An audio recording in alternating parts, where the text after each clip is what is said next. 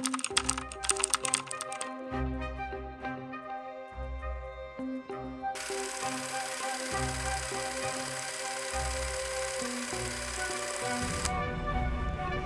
DM, semoga kisah ini bisa kita ambil hikmahnya dan memberi pembelajaran buat kita agar senantiasa belajar sabar dalam menjalani kehidupan ini.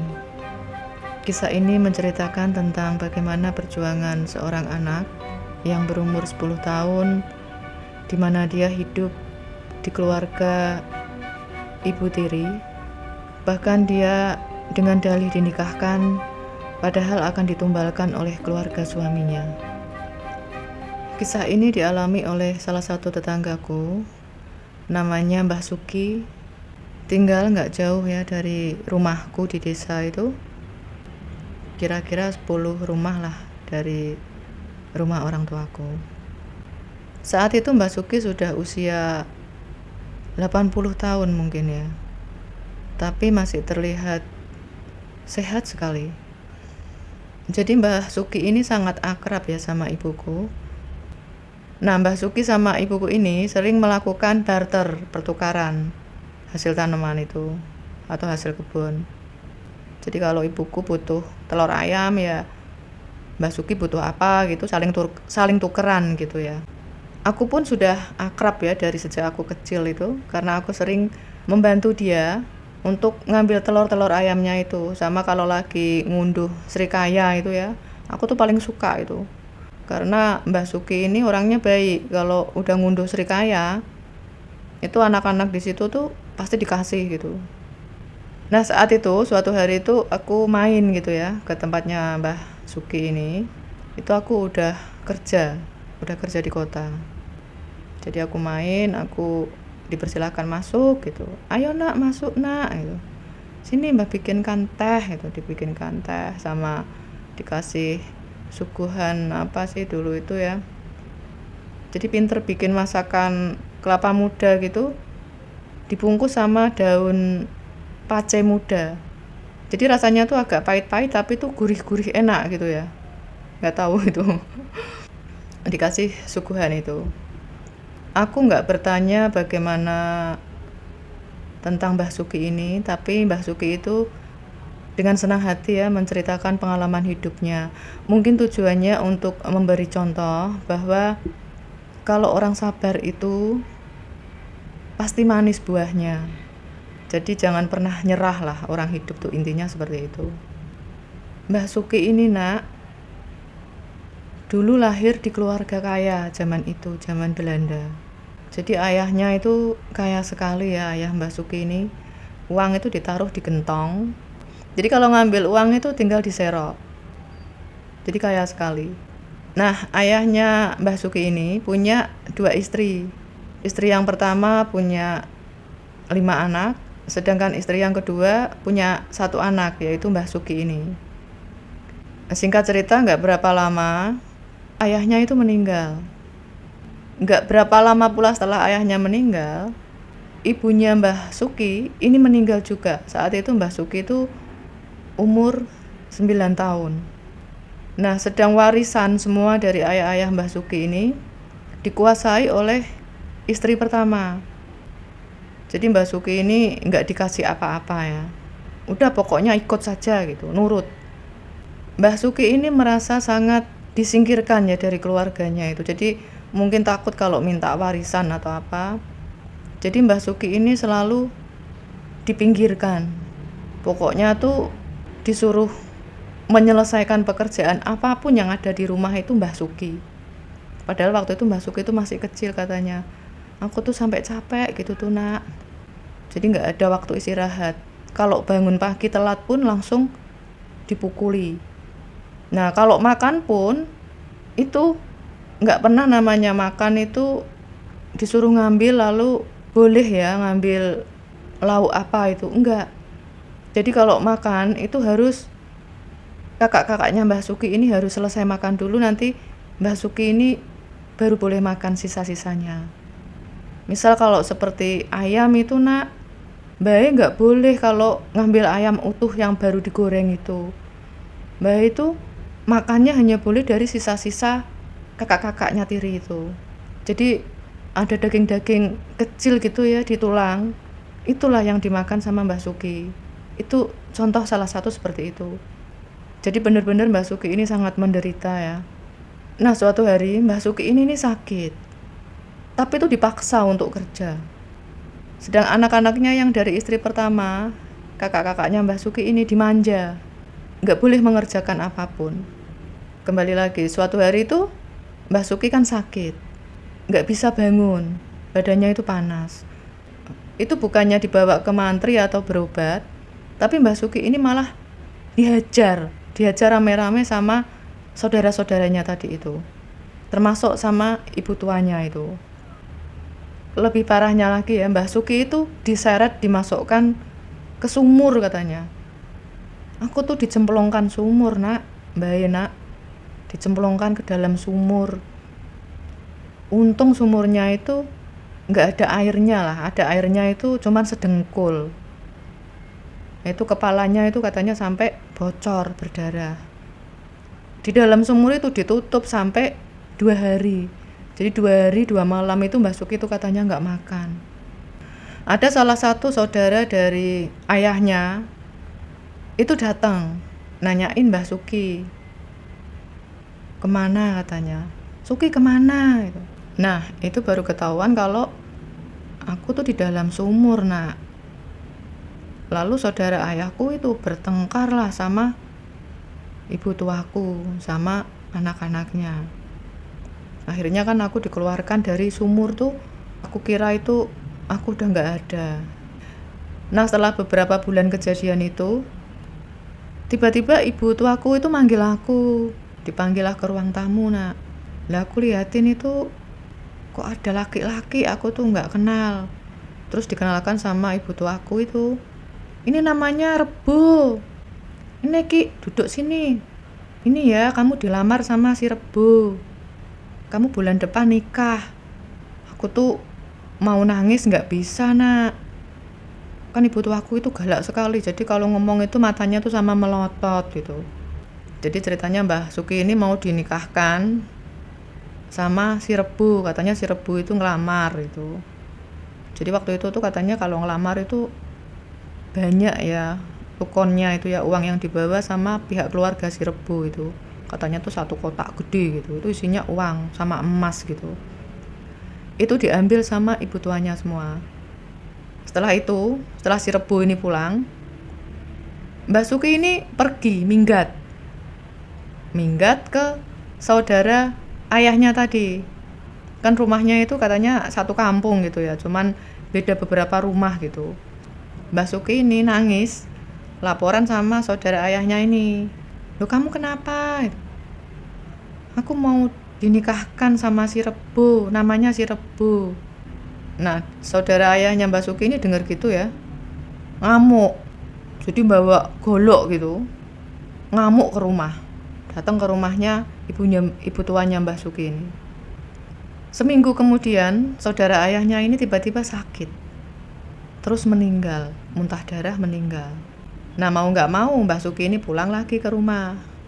Akhirnya dinikahkan sama si Rebo ini. Mbah Suki ini bilang kan cerita, lucu gak? Nah coba, si Rebo ini belum sunat loh. Jadi si Rebo ini sunat itu setelah nikah sama aku, masih kecil. Jadi Mbah Suki ini ya bilang masih kecil itu sambil nunjukin tangan gitu. Aku dengarnya tuh ketawa ngakak itu ya. Iya nak, orang masih kecil, belum mudeng lah. Wong aku sendiri juga belum mudeng katanya Mbah Suki itu.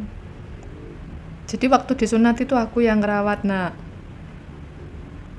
Nah setelah dinikahkan kan tinggal satu rumah.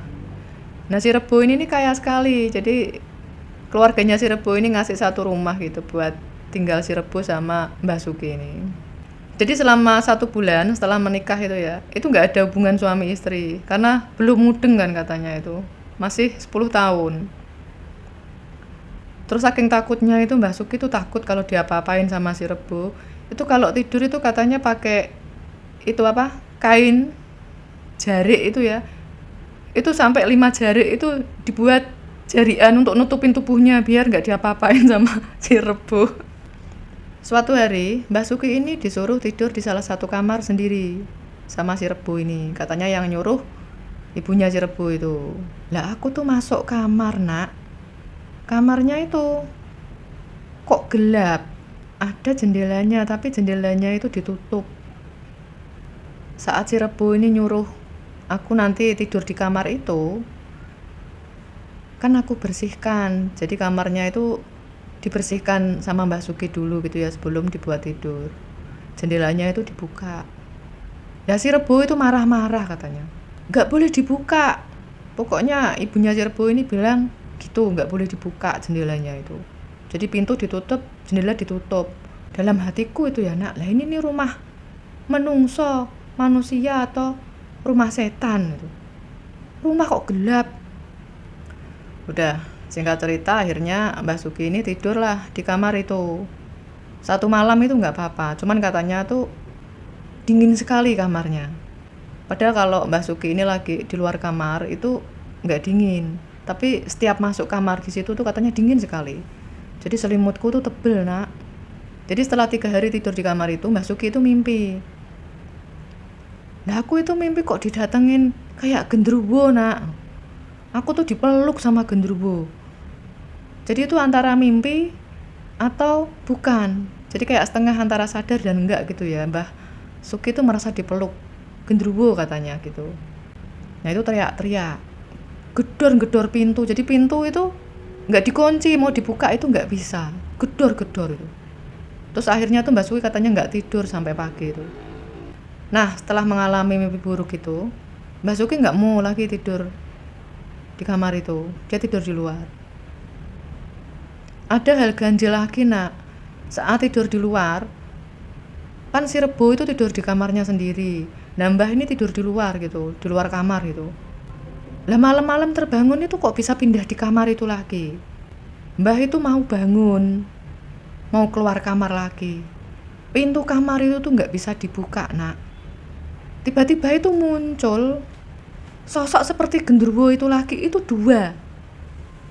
Itu yang satu itu mau nyekek leher Mbah, yang satunya itu ngangkat tubuh Mbah. Rasanya Mbah itu sudah mau nafas itu hilang. Nah di saat genting itu ya katanya ya, mungkin ya orang itu sudah hampir sekarat gitu ya, Mbah Suki itu tiba-tiba ada sinar lewat, sinar putih itu lewat. Nah genderuwonya itu langsung hilang nak. Jadi lehernya itu katanya dilihat di kaca itu gosong, seperti dicekik gitu Mbah Suki itu. Nah aku ketakutan itu, besok paginya itu kabur nak aku ke salah satu teman sekolah. Jadi orang tuanya temannya Mbah Suki ini dulu saat ayahnya masih ada ya, itu ayahnya tuh baik sama orang tua temannya ini. Kabur ditolong. Jadi salah satu saudara ayahnya temannya Mbah Suki ini itu orang pintar, tapi kalau Mbah Suki nyebut itu dukun ngilmu gitu. Jadi saudaranya tuh dukun ngilmu. Langsung bilang, "Lah Ki, kamu itu mau ditumbalkan. Oh pantes si Rebo itu sugih terus kan.